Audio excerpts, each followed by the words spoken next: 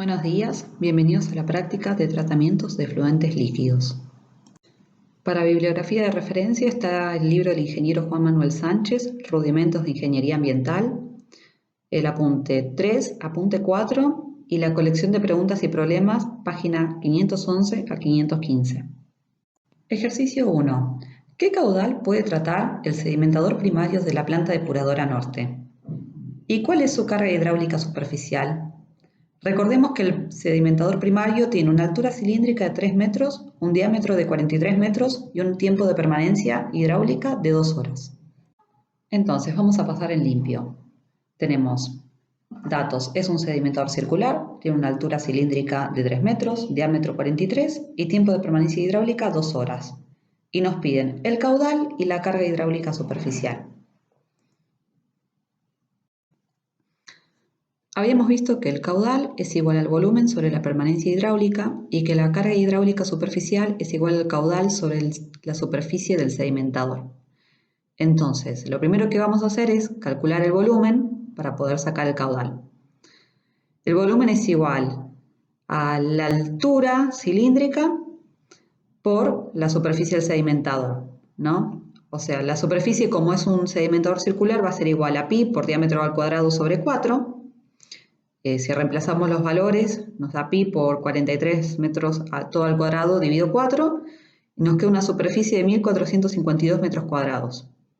Esta la reemplazamos en la fórmula del volumen y tenemos que el volumen es igual a los 3 metros de la altura cilíndrica por la superficie, 1452 metros cuadrados, nos termina quedando un volumen de 4356 metros cúbicos.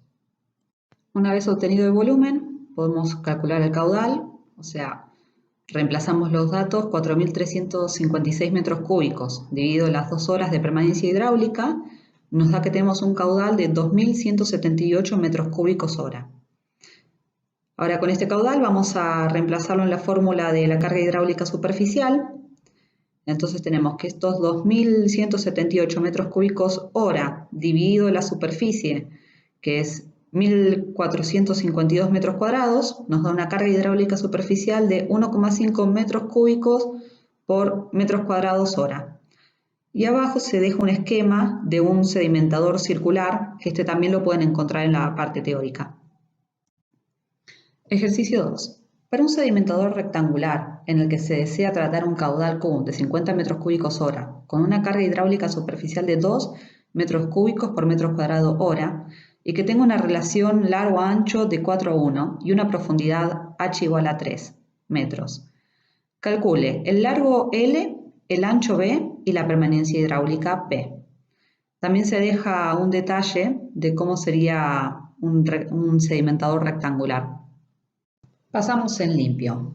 Nuestros datos. Tenemos un sedimentador rectangular, un caudal de 50 metros cúbicos hora, carga hidráulica superficial 2 metros cúbicos por metro cuadrado hora, relación largo-ancho 4:1 y profundidad 3 metros. Nos piden calcular el largo, el ancho y la permanencia hidráulica.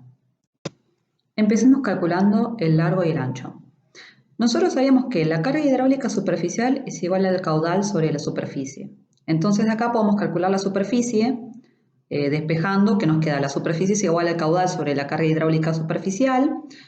Reemplazamos los valores, caudal 50 metros cúbicos hora, carga hidráulica superficial 2 metros cúbicos por metros cuadrados hora, y nos queda una superficie de 25 metros cuadrados.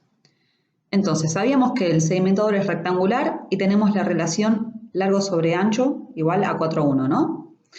Entonces, si nosotros despejamos de esa relación largo-ancho, nos puede quedar que el largo es igual a 4 veces B. Si reemplazamos la fórmula de la superficie de un sedimentador rectangular, que es largo por ancho, nos queda que la superficie es igual al largo, 4B, por el ancho, B. Esto nos queda 4B cuadrado. Entonces, vamos a despejar B, nos termina quedando que B es igual a la superficie sobre 4, toda la raíz cuadrada. Reemplazamos los valores y nos termina quedando que el ancho es 2,5 metros. Teniendo en cuenta la relación largo-ancho, podemos reemplazarlo y nos termina quedando que el largo son 10 metros. Para calcular la permanencia hidráulica tenemos que recordar la fórmula del caudal, que es, el caudal es igual al volumen sobre la permanencia hidráulica, ¿no? Entonces, vamos a necesitar primero calcular el volumen, que es la superficie por la profundidad, o sea, 25 metros cuadrados, que lo habíamos calculado recién, por los 3 metros, y esto nos da un volumen de 75 metros cúbicos. Vamos a despejar de la fórmula la del caudal, vamos a despejar la permanencia hidráulica y nos queda que P es igual al volumen sobre el caudal, o sea, los 75 metros cúbicos sobre los 50 metros cúbicos hora. Esto nos da una permanencia hidráulica de 1,5 horas. Ejercicio 3. Le ha llegado un prospecto comercial referido a un nuevo sistema de tratamiento biológico de líquidos residuales y dice más o menos así. El método cuchuflito es extraordinario. Es un proceso aeróbico basado en el de barros activados convencionales, el tradicional, y tiene las siguientes ventajas. 1. No solo no consume energía eléctrica, sino que produce biogás y tiene unas 7.000 kilocalorías por metro cúbico de poder calorífico. 2. Ocupa muy poco espacio. 3. No produce excesos de barros que se deban tratar o disponer. Y 4. No requiere mantenimiento ni cuidados para su operación, ya que ni siquiera se recirculan barros. ¿Cuál es su opinión y qué comentarios le merece el mencionado prospecto? Veamos la veracidad de estas ventajas que nos dicen. La primera, nos decía que no solo no consume energía eléctrica, sino que produce biogás que tiene unas 7.000 kilocalorías por metro cúbico de poder calorífico. A ver, esta es falsa, por varios motivos. 2. Primero nos habían dicho que este método cuchuflito es aeróbico, pero el único biogás combustible es el que tiene metano, y este es producido solamente por bacterias metanógenas, que son anaerobias. Entonces, este proceso jamás va a poder producir biogás.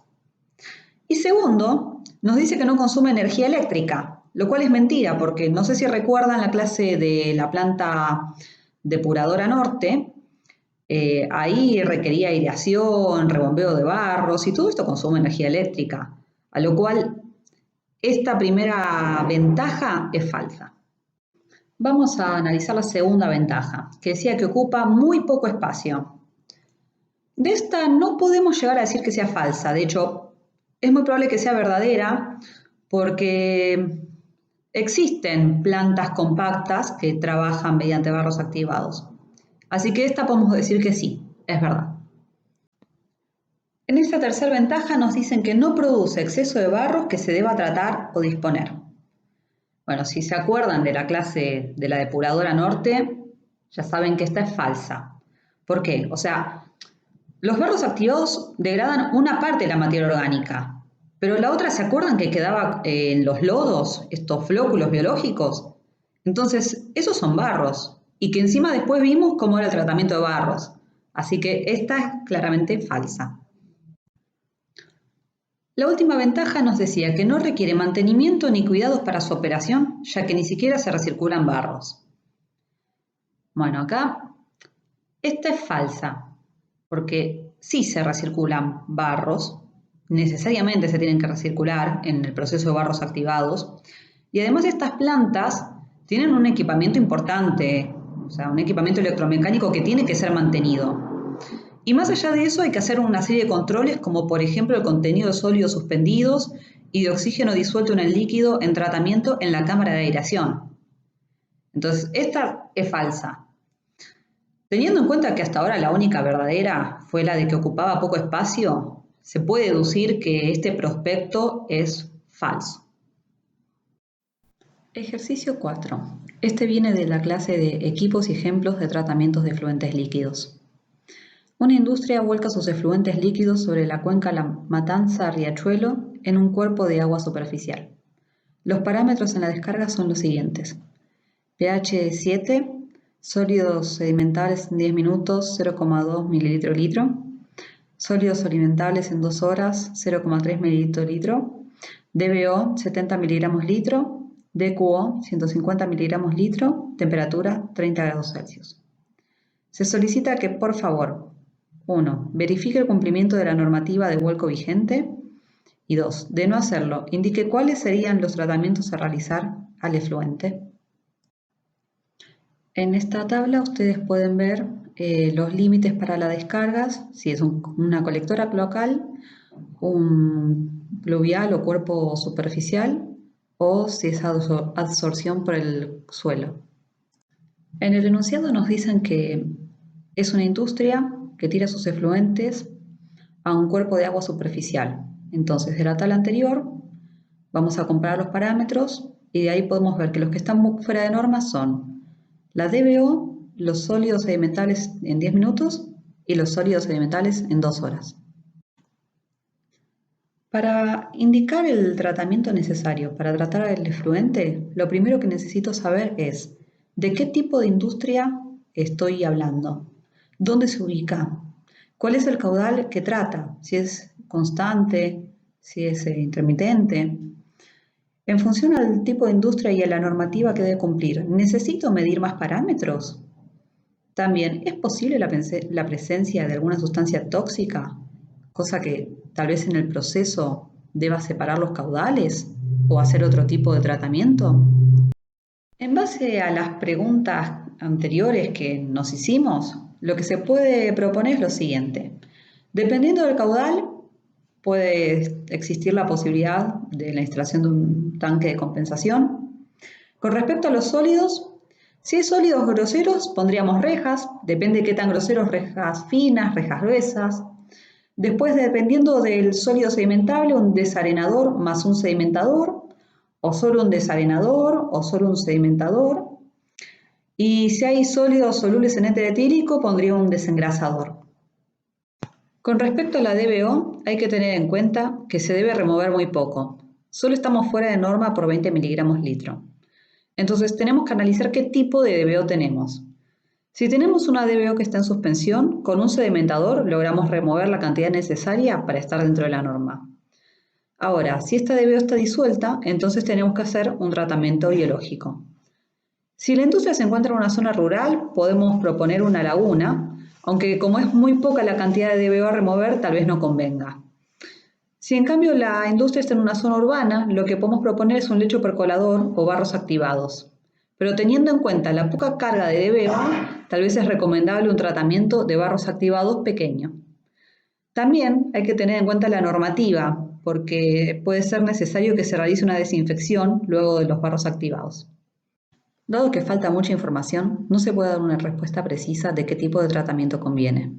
Lo que sí se deberá realizar es un análisis preliminar en una planta piloto, para verificar que se cumplan con los parámetros en base a los análisis de laboratorio. Con esos análisis y esos ensayos se hacen ajustes y se analiza qué tipo de tratamiento conviene en función del líquido efluente de la industria.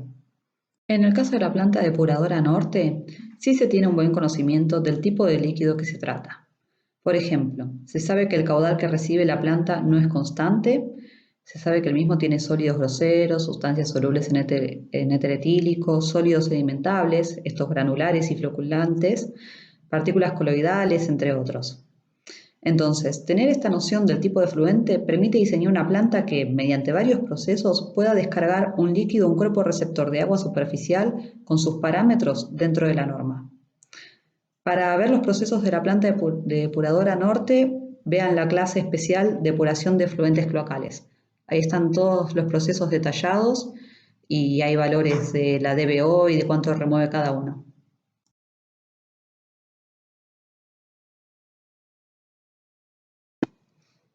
Muchas gracias por su atención. Recuerden que para consultas se encuentra disponible la sección de consultas del campus en el aula virtual del curso. Para el que esté interesado en realizar más ejercicios de este estilo, en el libro del ingeniero Juan Manuel Sánchez, Rudimentos de Ingeniería Ambiental, se encuentra la colección de preguntas y problemas. Los ejercicios están en las páginas 511 a 515 y los problemas resueltos en las páginas 547 a 552.